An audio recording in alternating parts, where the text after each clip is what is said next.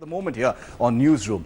It's a viral video and not perhaps in a way that Mahendra Singh Dhoni would have liked, because it's divided people everywhere. He was asked at the post-match press conference after West Indies beat India in the semi-final of the World T20 about his retirement.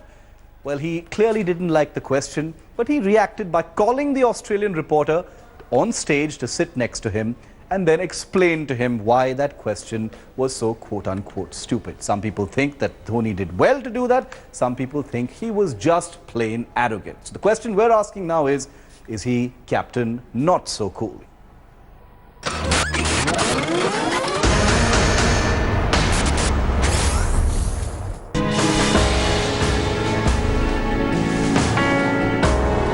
The era of Sourav Ganguly was over.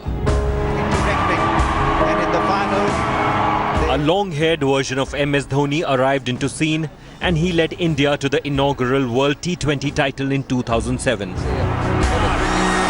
massive, massive success. India, the World TT champions. Dhoni impressed one and all with his leadership. He was cool in victories and gracious in defeats.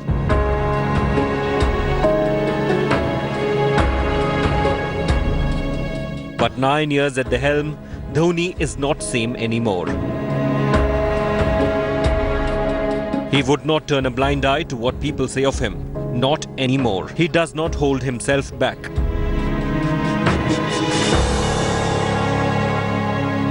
मुझे पता है आपको खुशी नहीं हुई कि India जीती है। नहीं सुनिए बात सुनिए। आपकी आवाज से, आपके टोन के, आपके सवाल से ऐसा लग रहा है कि आपको खुशी नहीं हुई है कि इंडिया जीत गया, ठीक है? और जहाँ तक क्रिकेट की मैच की बात की जाए तो स्क्रिप्ट नहीं होता है। It's not about the script. आपको एनालाइज करना होता है कि हम टॉस हारने के बाद जिस विकेट में हमने बैटिंग की थी, क्या कारण था कि हम ज्यादा रन नहीं बता पाए। अगर आप ये सारी चीजें बाहर बैठ के एनालाइज नहीं कर रहे हैं तो you shouldn't ask this question. He has been the central figure around which the Indian team has evolved past the era of Tendulkars, Dravids and Gangulys. The emergence of Virat Kohli has put question mark on whether Dhoni should relinquish the captaincy or not. Every time that question is put across to him, Dhoni comes up with a new way to answer it. Sometimes annoyed and sometimes cheeky. You want me to retire? No, well, Okay. I just want to ask you. I was hoping it was a Indian media guy, but because I can't really say if you have a brother or a son who can play for India or is a Sure, wicket keeper. this is true. Do you think I'm unfit? No, Looking at me running, very fast. you think I can survive till the 2019 World Cup? Sure, yes, sure. Then you have answered the question. Thank you, sir. Questions are there and they are in abundance. And even if Dhoni is planning to continue till 2019, Virat has already staked his claim for the captaincy in all formats. Dhoni will go down in the history of Indian cricket as one of the best captains, if not the best. But cricket in India has been cruel at times and has not spared even the best. He's been around for about how many, 9 years now. That's a long time as captain. Maybe the decision can come from him, as he did in Test match cricket, but you never know. You've got someone waiting. Dhoni has always kept the door slightly open for people to speculate about his future. He has kept cards close to his chest and has never, for once, been direct about what he plans to do next. Sports Bureau, India Today.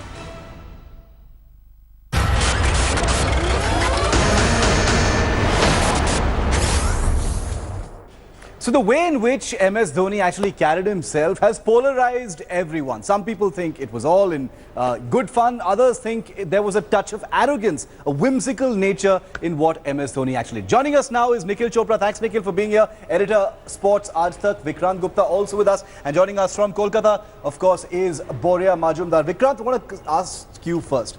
What did you think of it? Was he out of line? Because I hear a lot of positive and negative things about what Dhoni did. I think, what did you think? It began well. Yeah. It began well, but two things I have objections. A, he shouldn't have said that I was expecting this question from an Indian media. Then I would have asked him, do you have a son or do you have a brother? I mean, that wasn't needed. Was that insulting? It was. Yeah. Definitely was. Because Mahendra Singh Dhoni became Mahi because of the Indian media. If you play well, it's the Indian media's job to report. If you don't play well, then the Indian media has to report that as well. Yeah. A.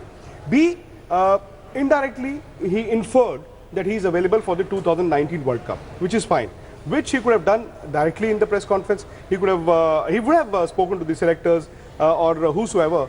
But indirectly taking a dig on the media and then talking about the 2019 World Cup, I think wasn't on. Nikhil, you don't think so? You think it was in fun? Maybe a touch of cynicism, but you think that it was a joke in good humor? Well, yeah, you would say, you know, to a certain extent, of course. It was a question that was dealt with, a question not being so serious, you know, saying, why don't you come and have a seat? Am I still fit enough? Do you see me as fit enough to be playing for India? Am I still running 2 runs with a great amount of ease each time the ball goes out in the outfield? Can I still hold my own? So he's trying to probably get to that. It probably didn't come out as it should have. You know, like I can understand what. No, but he said. was seeking an endorsement from someone who's not an Indian selector. Yeah. Neither was that guy in Indian media or any of the past cricketers. With Mahi, he doesn't need to seek endorsement from anybody. He could have just come out and said, well, you know, I'm still fit enough to answer it plain and simple. It didn't need that sarcasm. Yeah, it was probably at that time shift where he just felt, you know, we've lost the semi-final. Yeah. We had so many hopes. He's probably trying to take it on the lighter side of the whole press conference. Yeah.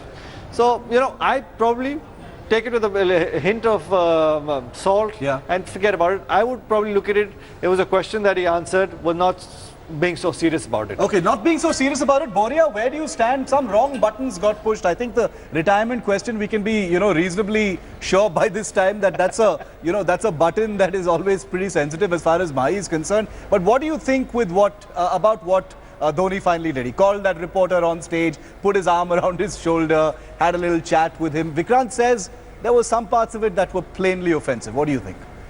I'm in entire agreement with Vikrant. You know, it's becoming journalists on one side, Nikhil on the other, but that's it. I mean, what do you mean when you say I was expecting it from the Indian media? Because obviously the question, you know, you are basically saying that the question was stupid and the Indian media is stupid, so you expect the Indian media to ask stupid questions? Yeah. I am sorry, Mahendra Singh Dhoni. The Indian media is doing its job by answering your retirement questions. Asking you, you know, whether you'll be around is basically their job. Yeah. Vikrant is spot on. They have made you Mahendra Singh Dhoni. This whole cult of Mahendra Singh Dhoni, the legacy of Mahendra Singh Dhoni is a creation of the Indian media. And for that matter, do you see Mahendra Singh Dhoni in 2019 as captain? I don't. Yeah. Do you see him as a player? Perhaps yes. So it is our job to ask him, does he take this call? Perhaps not. Did Saurav Ganguly take the call? No. Whether he sticks around as captain or not?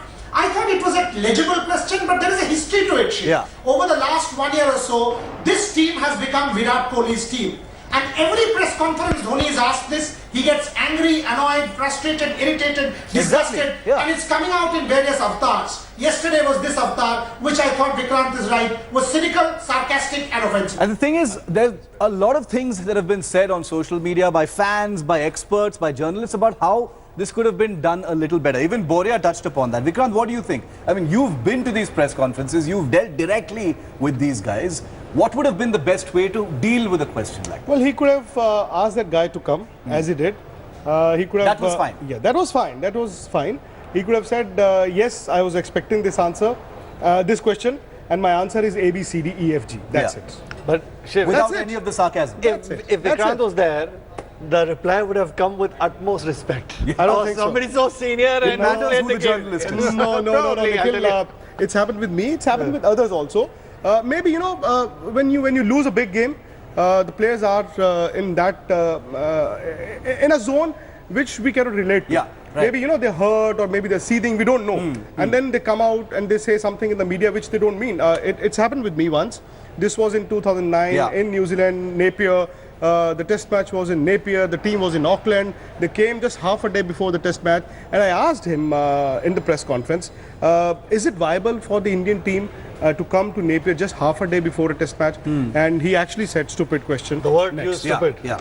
So use the word stupid question. That's unfortunate, but you know, you can realize you're playing at home, the expectations, you're under the pump, anywhere you go, you got to win, the whole, you know, rigmarole started. High pressure scenario, cut some slack. Yeah, he probably, that's why I feel how he replied or how he dealt with it, he's trying to just be a little seeing the funny side of it and being not so serious about the whole press conference. take a little heat off him. That's all. Boria, compared with what he did in the previous press conference that Vikrant was talking about, where he actually snapped at that Indian journalist who asked him a question after that Bangladesh match. Comparatively, was this a little bit of an improvement? Because Dhoni must have been expecting the retirement question. He's been doing this for a long time now. I mean, I can tell you this: Dhoni doesn't want to attend press conferences.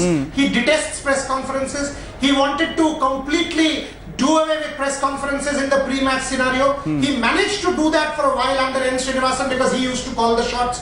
Dhoni has never used the media as an extension of the team. For heaven's sake, the Indian media is an extension of the Indian team. But he doesn't like the media. What does Ashta call it show? India Ka Cup. What do we call it India today? Are we disappointed? He doesn't treat the Indian media in that manner. He thinks the Indian media is out to jibe at him, to poke him, to irritate him, to frustrate him. That is not the case. Right. The Indian media is there. They have created these icons. The Indian media is there to ask questions, yes, to report, and obviously to say what they are seeing in front of them. Dhoni retirement, Dhoni captaincy are tangible, legitimate questions, and the Indian captain has to answer. If he loses his cool, then he's not befitting of Indian captain. Shiv Arur, Vikrant Gupta, Nikhil Chopra and Boria Majumdar don't turn 100 crores. Mahendra Singh Dhoni does. Why? Because he's captain of India. So you've got to realize the social responsibility that comes with being Indian captain. Absolutely. It just goes to show, everybody's human. You might be super fantastic at one particular job. When you're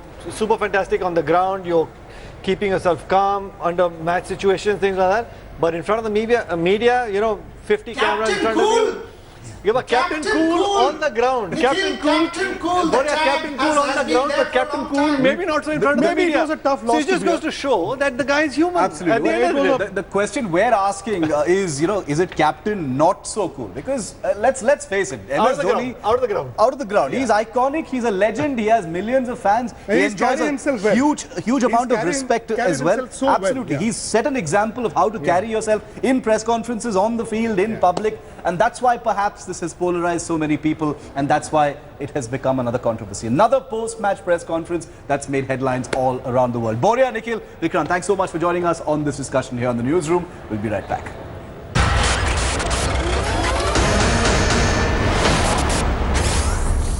And the big story of the day, we're standing here 24 hours, more than 24 hours after the tragedy in Kolkata. In just a moment from now, we're going to be joined by Minister of State for Urban Development, Babul Supriyo from Kolkata. He's also a member of Parliament from there. He has strong views on what happened. But first, let's take you through precisely what happened there over 24 hours after that terrible tragedy.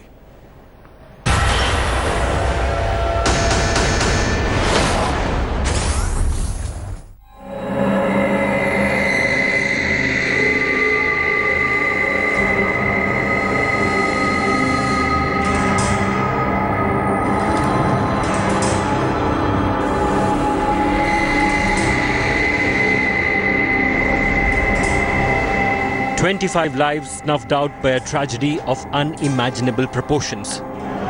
An urban tragedy, it seems that nobody will take accountability for.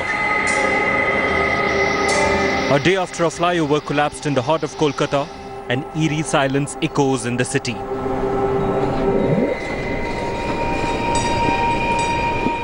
Those who were trapped inside the debris have been rescued. 23 people though have died. Scores have been injured. Kolkata is still counting its costs. Several people are coming just to see what has happened. 200 surgeon को निकाले, police को निकाले, dead body निकाले हम लोग ने करीब 2-3 घंटा हम लोग फिर बाद में पूरा बीएसएफ के लोग आके पूरा निकाले पूरा हम लोग. The opposition training its guns on the state government, but the TMC shockingly defiant. The party which is non-entity in Bengal, I don't feel it very much important to give any reply to the BJP allegations. The TMC, it seems, is desperate to distance itself from the tragedy, with CM Mamata Banerjee also pointing fingers at the left and shunning blame. একটা দুটো ব্রিজও পড়ে গেছে, আমাদের আজকে face করতে হচ্ছে। এমন কন্ট্রাক্টরি করেছে আর এমন টেন্ডার দিয়েছে, সব দুমদাম করে ভেঙে পড়ে যাচ্ছে, মানুষ মারা যাচ্ছে, এমন সব কাজ করেছে, কাজ করার নমুনা। আমার তো ভয় লাগে, আমি রাজারহাট দিয়ে যখন যাই কখন ধপ করে ভেঙে পড়ে যায়।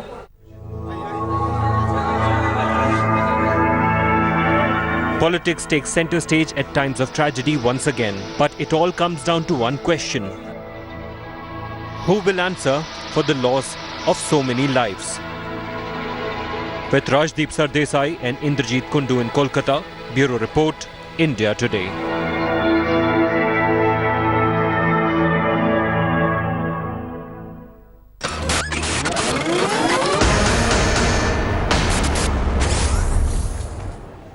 Well, that really is the big question, isn't it? Who will answer for those 25 people dead? The blood on the hands of who at this point of time? That's the big question. We're joining live now by Minister of State for Urban Development, Babul Supriyo. Mr. Supriyo, thank you for speaking to us on Newsroom tonight. You are from West Bengal, Mr. Supriyo. You know, you've grown up there. You've seen this flyover since its inception. You used to live not very far from where this flyover actually is. Now you're a minister at the center, sir. What is going through your mind? What went through your mind when you saw this tragedy taking place? First and foremost, I would really like to express my condolence for the families of the deceased, and this is one of the horrific ways for someone to lose their life, so it's really, really sad. Yes, I have grown up in that area. I had left Calcutta long back, almost 22 years back for Bombay, but that is where I grew up. I used to walk to Rabindranath Tagore's place there. I know every shop there, the Jhalmuri wala, everyone. Now the point is, what really bothers me is the fact that one, it happens in Kolkata, and it does not happen. This is not something that really happens anywhere else in India. The fact that it happens in Kolkata, and in spite of the same kind of an incident happening 2 years back around Ulturanga, one entire portion, 500-meter entire portion of a flyover actually fell off into the canal. What appalls me and what really bothers me is the fact that we have not seemed to have learnt anything from it. Even after this collapse, for 3 hours, the first thing that should happen is not a blame game, but a rescue operation to see how many survivors might be stuck inside the rubble. That is, we have to understand one thing. What the politicians are talking about is what the people are asking. You have made certain people the representatives of the people, and therefore they are asking questions. Well, I understand that under the circumstances, when the moment you ask for accountability, and obviously see in JNNURM being under my ministry, the rules and regulations are very clear that the money is going to be shared with the centre, but the execution and everything else, supervision, has to be done by the state government. Now, definitely at this point of time, when you have still dead bodies lying under the rubble with no emergency or any kind of... Obviously, we can, focus on the positive things that we did there against Australia. We've got a very different team to those games that we played. We went through quite a few players throughout those 3 games. Madam, Congress wali